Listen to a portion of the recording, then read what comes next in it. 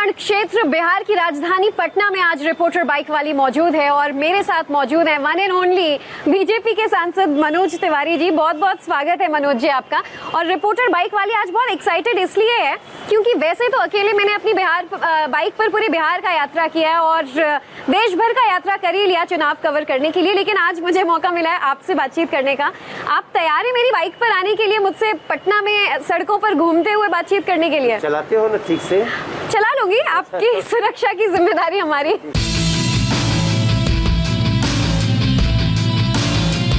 तो मैं अपनी बाइक पर बिहार भ्रमण के लिए तैयार हूँ और इलेक्शन की चर्चा करेंगे। आप देखिए मेरे साथ कौन मौजूद है इस वक्त, बीजेपी सांसद मनोज जी, जो रिस्क लेकर थोड़ा डरते हुए और थोड़ा कॉन्फिडेंटली मेरे साथ बैठ तो गए सर। नहीं, तो चलिए, बिहार के ये लाला जिन्होंने बिहार को वैसे ही सुर संगीत के साथ साथ बहुत कुछ दिया है, उनसे आज बिहार के बारे में चर्चा करेंगे बाइक पर।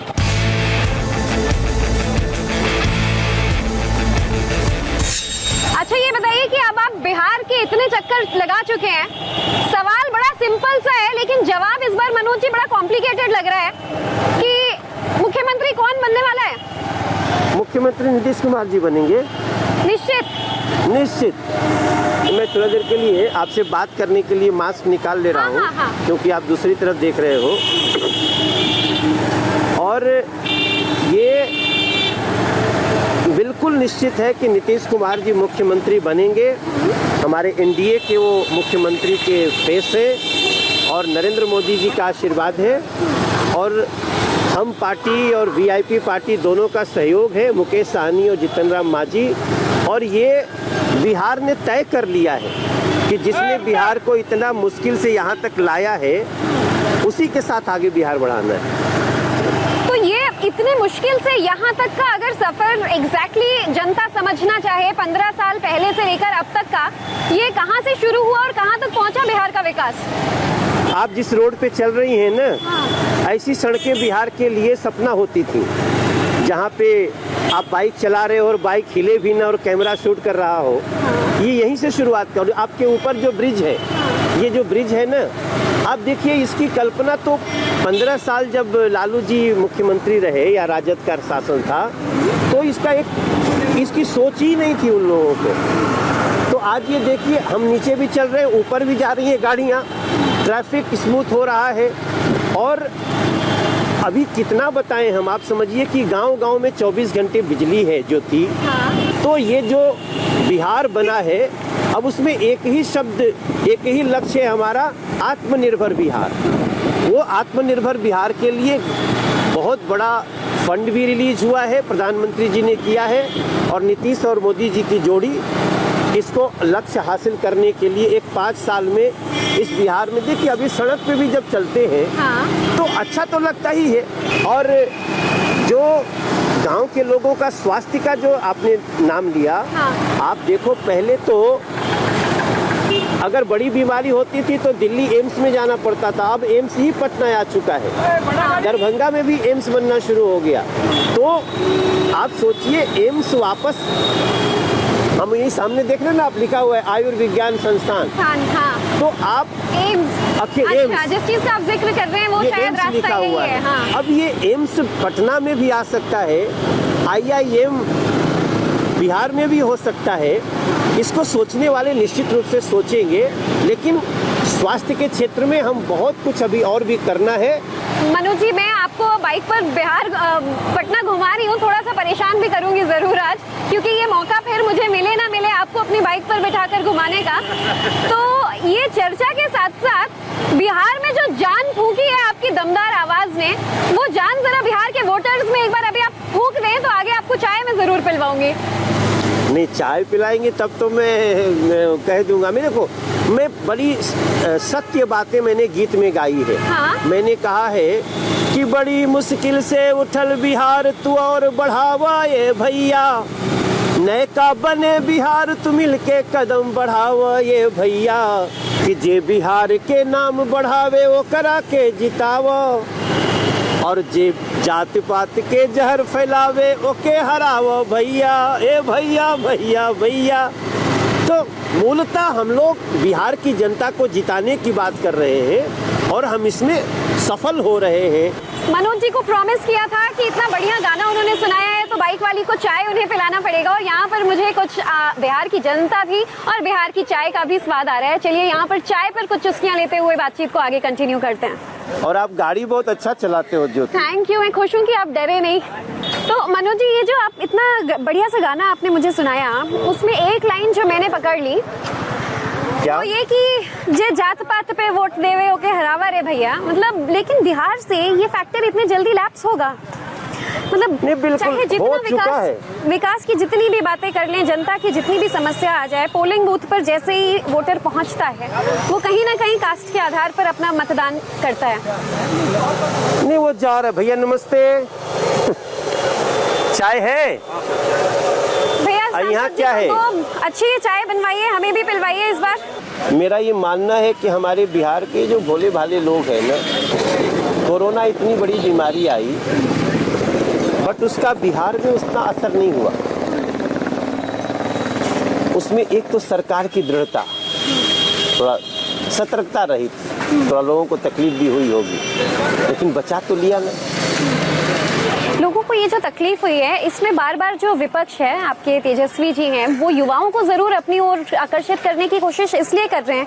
कोटा में फंसे छात्रों को लेकर नीतीश जी को घेरा जा रहा है। बाढ़ के हालात के बाद पटना की स्थिति, जहां रोड पर मछलियां तैरती पाई गई, नीतीश जी को घेरा जा रहा है।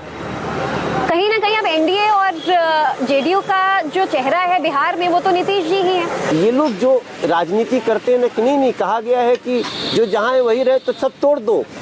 ये ठीक नहीं था। बड़ी साजिश के साथ दिल्ली से मजदूरों को भगाया गया, आपने देखा होगा, बड़ी साजिश के साथ वहाँ महाराष्ट्र से। लेकिन ये सारी थोड़ी कड़ाई करके बचा तो लिया ना। लेकिन अभी हम जो दिल्ली की राजनीति की बात कर रहे थे, तेजस्वी बार बार ये कहते हैं कि चले, विपक्ष के तमाम नेता यही कहते हैं, चिराग पासवान फ्रंट पे एकदम खुल्लम खुल्ला वो नीतीश जी को इस बार पर निशाना साध रहे हैं, एनडीए पर जदयू पर निशाना साध रहे हैं। लेकिन विपक्ष तो यही कहता है कि बीजेपी की उनसे भी दोस्ती, इनसे भी दोस्ती। तो बीजेपी वाले काहे नहीं मना करते चिराग को कि मत बोलिए ऐसा? भाई मुद्दा ये थोड़ी है, ये चर्चा ही। देखिए, चिराग जी, आदरणीय रामविलास पासवान जी, जो हमारे एनडीए में हमारे केंद्रीय मंत्री थे बहुत समय से, हम उनका बहुत सम्मान करते हैं। लेकिन चिराग जी का अपना जो समझौता हम लोग का होना था, नहीं हुआ। भैया चूड़ा दही है ना, दे दो। Thank you. तो नहीं हुआ। तो बिहार का तो फेमस चूड़ा रही इस वक्त मनोज जी, और आपके कहने पे ये मैं शायद पहली बार खा रही हूँ, क्योंकि दिल्ली में और बाकी जगहों आप पर देखिए, ये पहले चूड़ा को ना गीला किया गया है। अब आप इसमें ये मिला के जब खाइएगा तो इसका एक स्वाद अलग है। लेकिन हम जो बात कह रहे थे ना, वो बात आएगी तो इसका स्वाद खराब हो जाता है।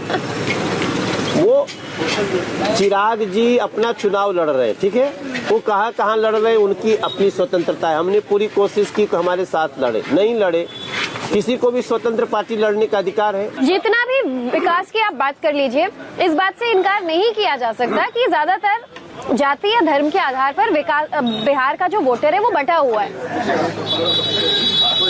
ये नेताओं ने इस जाल में फंसाए रखा है अपने अपने फायदे के लिए बिहार के वोटर्स। नहीं, जो लोग केवल जाति की राजनीति करते थे, कौन? ये तो सबको पता है।